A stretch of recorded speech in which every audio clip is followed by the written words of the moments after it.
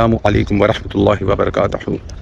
یا سیدی یا رسول اللہ وعلی آلہ وصحبہ یا سیدی یا خاتم النبیین. اس وقت موجود ہوں میں میدان بدر میں، جہاں پہ اسلام کا بول بالا ہوا تھا، اور الحمدللہ اللہ کے فضل سے اور سرکار صلی اللہ علیہ وآلہ وسلم کے قدم مبارک سے اور ان کے لب مبارک سے نکلی ہوئی اس دعا سے اسلام کو ایک نیا جنم عطا ہوا تھا.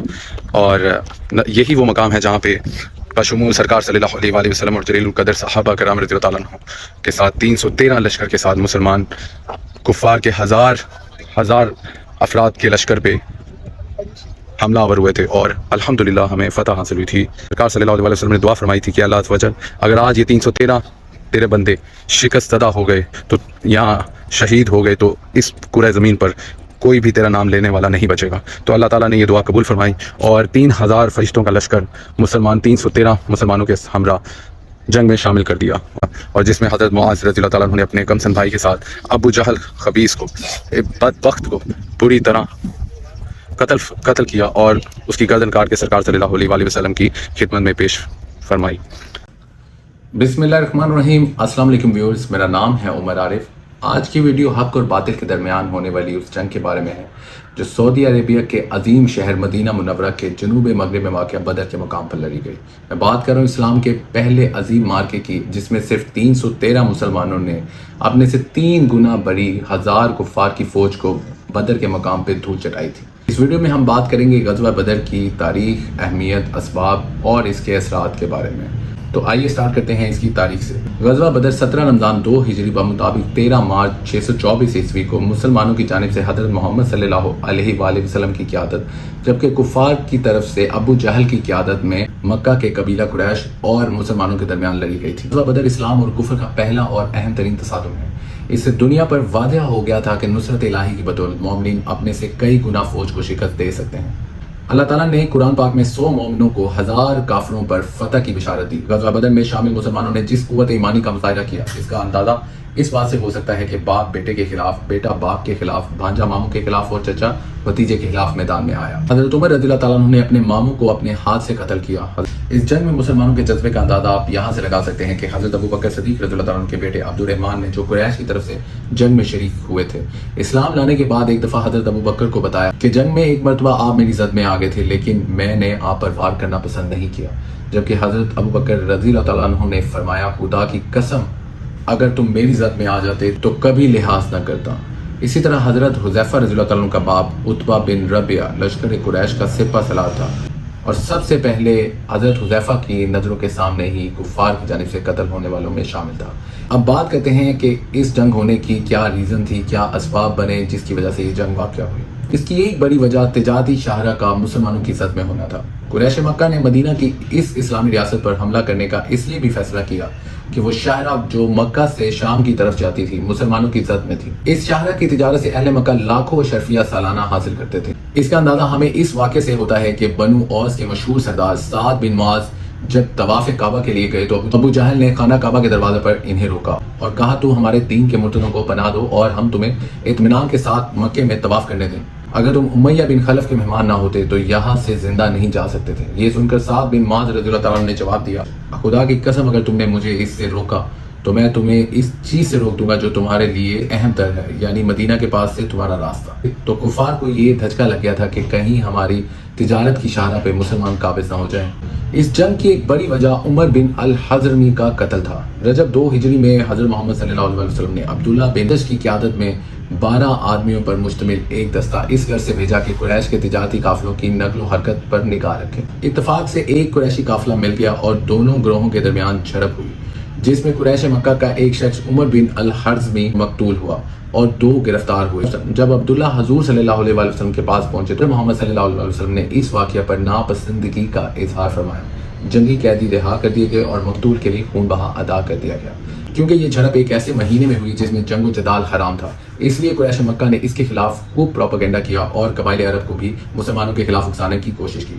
उमरू के वर्सा ने भी मकतूल का इंतकाम लेने के लिए अहले मक्का को मदीना पर हमला करने पर उकसाया। इसी तरह मदीना की चरागाह पर भी हमला इस जंग की एक और वजह थी। मक्का और मदीना के दरमियान में कशीदगी बढ़ती जा रही थी। इस सिलसिले में ये वाकया काबिल जिक्र है कि एक मक्की सरदार कुर्ज़ बिन जाबर फहरी ने मदीना के बाहर मुसलमानों की एक चरागाह पर हमला करके रसूलुल्लाह सल्लल्लाहु अलैहि वसल्लम के मवेशी लूट लिए और ये डाका मुसलमानों के लिए खुला चैलेंज था। चंद मुसलमानों ने कर्ज का ताक़ुब किया लेकिन वो बच निकला। इस जंग की एक और बड़ी वजह इस्लामी रियासत का खात्मा करने का मंसूबा थी। कुरैश मक्का ने इस्लामी रियासत को खत्म करने का फैसला करके जंग की भरपूर तैयारियां शुरू कर दी। इफरादी कुव्वत को मजबूत बनाने के लिए उन्होंने मक्का मुकरमा के गिरदो नवा के कबाइल से मुआहिदात किए और मुआशी वसाइल को मजबूत तर करने के लिए ये फैसला किया गया कि इस मरतबा जो तिजारती काफिला शाम भेजा जाएगा इसका तमाम मुनाफा इसी गर्ज के लिए वक्फ हो। चुनाचे अबू सुफियान को इस काफिले का कायद मुकर्रर किया गया और मक्का मुकरमा की औरतों ने अपने जेवर तक कारोबार में इन्वेस्ट कर दिए। इस्लामी रियासत के खात्मे के इस मंसूबे ने मक्का मुकरमा और मदीना मुनव्वरा के दरमियान कुशीदगी में बहुत इजाफा किया। एक और मेजर रीजन अबू सुफियान का काफिला था। जब अबू सुफियान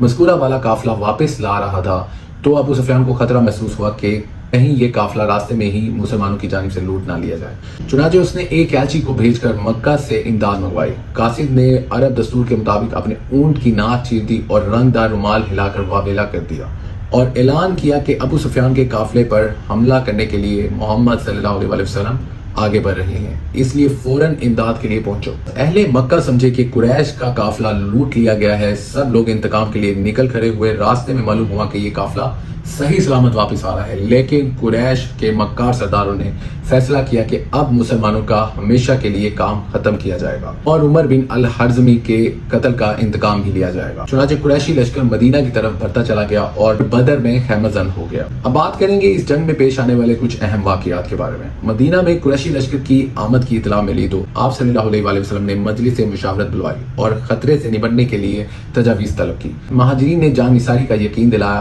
आपने दोबारा मशवरा तलब किया तो इंसान में से हजरत साद बिन अबादा रज़ियल्लाहु अन्हु ने क्या ही खूबसूरत जवाब दिया। आपने फरमाया, या रसूलुल्लाह सल्लल्लाहु अलैहि वसल्लम, हम आप पर ईमान लाए हैं। हमने आपकी तस्दीक की है और गवाही दी है कि जो किताब आप लाए हैं वो हक है और हमने आपकी इताअत और फरमाबरदारी का अहद किया है। जिस तरफ मर्जी हो तशरीफ ले चलिए। कसम है उस ज़ात की जिसने हक के साथ आपको मबूस किया। अगर आप हमको समंदर में गिरने का हुक्म देंगे तो हम जरूर इसमें गिर पड़ेंगे और हम में से एक शख्स भी बाकी ना रहेगा। यानी इससे ये बात जाहिर होती है कि अल्लाह ताला की इताअत के साथ हजूर अकरम नूर मुजस्सम सरकार दो आलम सल्लल्लाहु अलैहि वसल्लम की इताअत के बगैर ईमान मुकम्मल नहीं होता। इसी तरह मकदार रज़ियल्लाहु ताला ने अर्ज किया, या रसूलल्लाह, हम मूसा की उम्मत की तरह नहीं हैं जिसने मूसा से कहा कि तुम और तुम्हारा रब दोनों लड़ो, बल्कि हम आपके दाएं बाएं आगे पीछे आपके साथ लड़ेंगे। मुशावरत के बाद मुजाहिदीन को तैयारी का हुक्म हुआ। मुसलमानों के ज़ौक़ शहादत का ये आलम था कि एक 9 उम्र सहाबी हजरत उमैर बिन अबी वक्कास रज़ियल्लाहु ताला अन्हु इस ख्याल से छुपते फिरते थे कि कहीं कम उम्र होने की वजह से उन्हें वापस ना भेज दिया जाए। इसके बावजूद मुजाहिदीन की कुल तादाद 313 से ज़्यादा ना हो सकी। ये लश्कर इस शान से मैदान की तरफ बढ़ रहा था कि किसी के पास लड़ने के लिए पूरे हथियार भी ना थे। पूरे लश्कर के पास सिर्फ 70 ऊंट और 2 घोड़े थे जिन पर बारी बारी सवारी करते थे। मुकाबले पर 3 गुना से ज्यादा लश्कर था। 1000 कुरैशी जवान जिनमें से अक्सर सर से पांव तक आहनी लिबास में मलबूस थे और इस ख्याल से बदमस्त थे कि वो सुबह होते ही इन मुट्ठी भर फाका कशों का खात्मा कर देंगे, लेकिन कुदरत कामला को कुछ और ही मंजूर था। रात भर कुरैशी लश्कर अयाशी और बदमस्ती का शिकार रहा। कुरैशी लश्कर तकब्बुर और गुरूर में बदमस्त नस्ली तफाखुर के नारे लगाता हुआ सामने मौजूद था।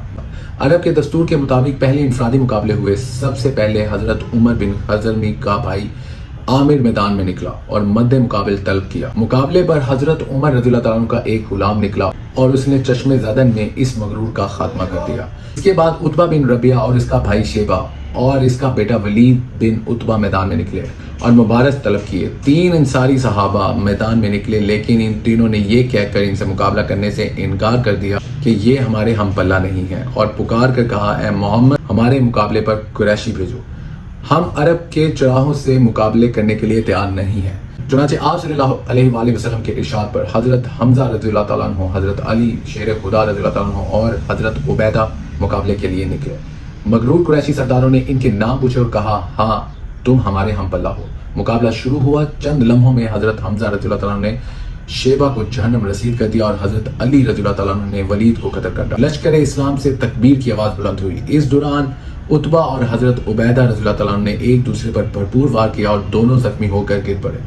حضرت علی رضی اللہ تعالیٰ نے اپنے مد مقابل سے فارغ ہو کر عتبہ کی طرف لپکے اور ایک ہی ضرب میں اس کا کام تمام کر دیا۔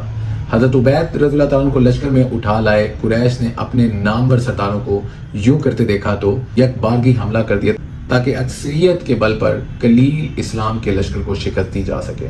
اس غزوہ میں مومنین کے جوش جہاد کا یہ حال تھا کہ ایک صحابی عمر بن جام کھجورے کھا رہے تھے۔ انہوں نے حضور اکرم صلی اللہ علیہ وسلم کا اعلان سنا جس میں آپ صلی اللہ علیہ وسلم نے فرمایا کہ آج کے دن جو شخص صبر و استقامت سے لڑے گا اور پیٹ پھیر کر نہ بھاگے گا وہ یقیناً جنت میں جائے گا۔ جب آپ نے یہ سنا تو کھجوریں پھینک دی اور فرمایا واہ واہ، میرے اور جنت کے درمیان بس اتنا سا وقفہ ہے کہ یہ لوگ مجھ کو قتل کر دیں۔ یہ کہہ کر اتنی بہادری سے لڑے کہ شہید ہوئے اور چند لمحوں میں جنت کا فاصلہ طے کر لیا۔ میدان کارزار خوب گرم تھا۔ قریش کے مغرور آہن پوش لوہے کے لباس سمیت کٹ کر گر رہے تھے۔ مسلمان بھی خود داز شجاعت دے رہے تھے۔ اس ہنگامے میں انصار کے دو کم عمر بچے معاذ بن عمر جموں اور معاذ بن عفر حضرت عبد الرحمن بن عوف رضی اللہ عنہ کے پاس آئے۔ ان سے کہا چچا آپ ابو جہل کو پہچانتے ہیں کہ وہ کہاں ہیں؟ ہم نے سنا ہے کہ وہ رسول صلی اللہ علیہ وسلم کی شان میں گالیاں بکتا ہے۔ اس پاک ذات کی قسم جس کے قبضے میں میری جان ہے، اگر میں اس کو دیکھ لوں تو اس وقت تک اس سے جدا نہ ہوں گا جب تک کہ وہ مر نہ جائے یا میں شہید نہ ہو جاؤں۔ اتفاق سے ابو جہل کا گزر سامنے سے ہوا۔ حضرت عبد الرحمن بن عوف رضی اللہ عنہ نے اس کی طرف اشارہ کر دیا۔ یہ اشارہ پاتے ہی یہ دونوں ننھے مجاہد اپنی تلواریں لے کر اس کی طرف آگے۔ وہ گھوڑے پر سوار تھا اور یہ دونوں پیدل جاتے ہی ان میں سے ایک ابو جہل کے گھوڑے پر اور دوسرے نے ابو جہل کی ٹانگ پر حملہ کر دیا۔ گھوڑا اور ابو جہل دونوں گر پڑے۔ اکرمہ بن ابو جہل نے معاذ بن عمر کے کندھے پر وار کیا اور ان کا بازو لٹک گیا۔ باہمت نوجوان نے بازو کو راستے میں حائل ہوتے دیکھا تو پاؤں کے نیچے لے کر اسے الگ کر دیا۔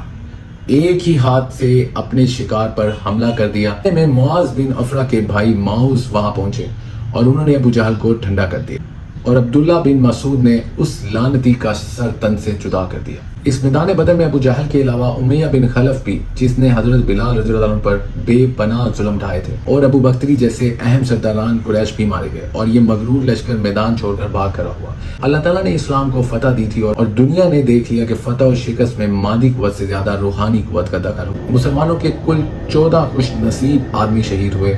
اس کے مقابلے میں قریش کے 70 آدمی واصل جہنم ہوئے، جس میں سے 36 شیر خدا حضرت علی رضی اللہ عنہ کے ہاتھوں قتل ہوئے۔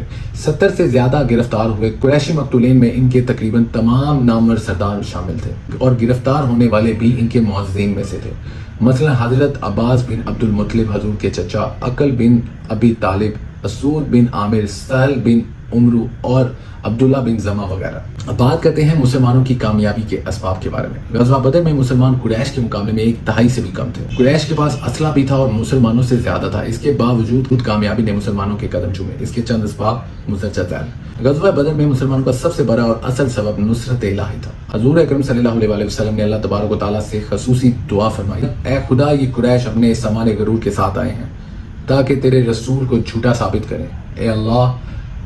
اے اللہ اب تیری وہ مدد آ جائے جس کا تو نے مجھ سے وعدہ فرمایا۔ اے اللہ اگر آج یہ مٹھی بھر جماعت ہلاک ہو گئی تو پھر روئے زمین پر تیری عبادت کہیں نہیں ہوگی۔ اس کے جواب میں اللہ تعالیٰ نے فتح کی بشارت دی اور 1000 فرشتوں سے امداد فرمائی۔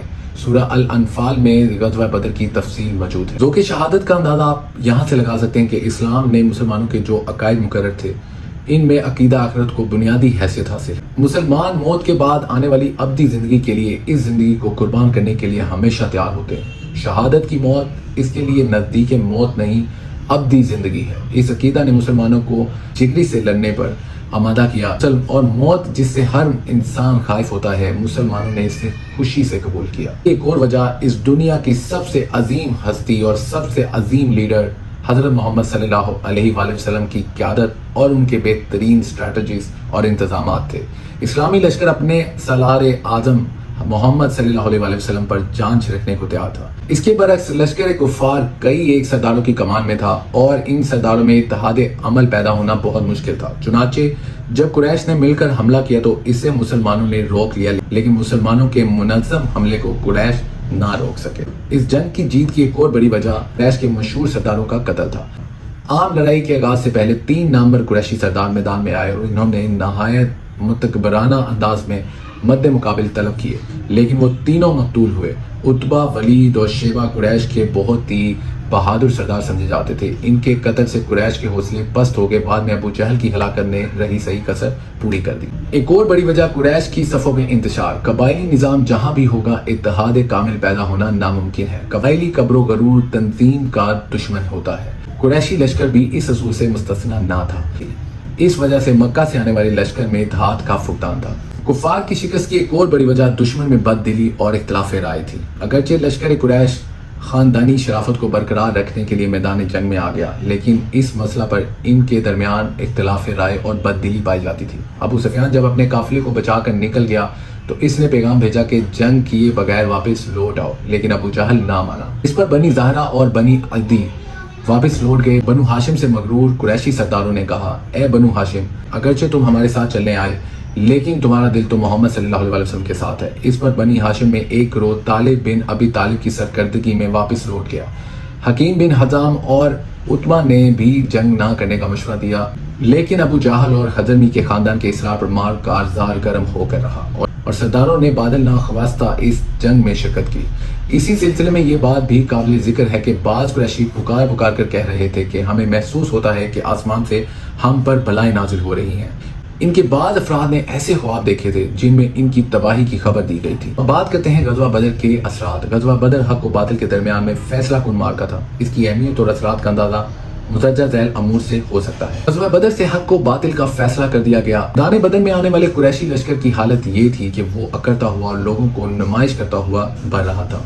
ان کا ارادہ تھا کہ بدر میں لگنے والے میلے میں لوگ ہماری قوت دیکھیں گے تو پورے عرب پر ہمارا رعب طاری ہو جائے گا، لیکن جنگ نے غرور کا سر نیچا کر دیا۔ اس جنگ کے بعد اسلام ایک عظیم قوت بن کر ابھرا۔ غزوہ بدر میں اسلام کی فتح نے اسلامی حکومت کو عرب کی ایک عظیم قوت بنا دیا۔ ایک مغربی موقع کے الفاظ ہیں، بدر سے پہلے اسلام محض ایک مذہب تھا، بدر کے بعد اسلام ایک ریاست بن گیا۔ بدر کی فتح کے بعد مدینہ میں اسلام کی مزید اشاعت ہوئی۔ مدینہ میں بنو اوس اور بنو خزرج قبائل کے بہت سے لوگوں نے ابھی تک اسلام قبول نہیں کیا تھا اور وہ ہوا کا رخ دیکھ رہے تھے۔ 313 کے ہاتھوں 1000 قریشی سرداروں کی شکست نے ان پر لات و منات و عزی اور حبل کی قوت کا کھوکھلا پن واضح کر دیا تھا۔ بدر کے نتیجہ کے طور پر بہت سے ایسے لوگوں نے بھی اسلام قبول کیا جو فی الحقیقت اسلام کے قائل نہ ہوئے تھے، بلکہ دل سے اس کے دشمن تھے۔ اس کے نتیجہ کے طور پر منافقین کا گروہ پیدا ہو گیا جو بعد میں مسلمانوں کے اندر گھس کر خلاف اسلام سرگرمیوں میں مصروف رہا۔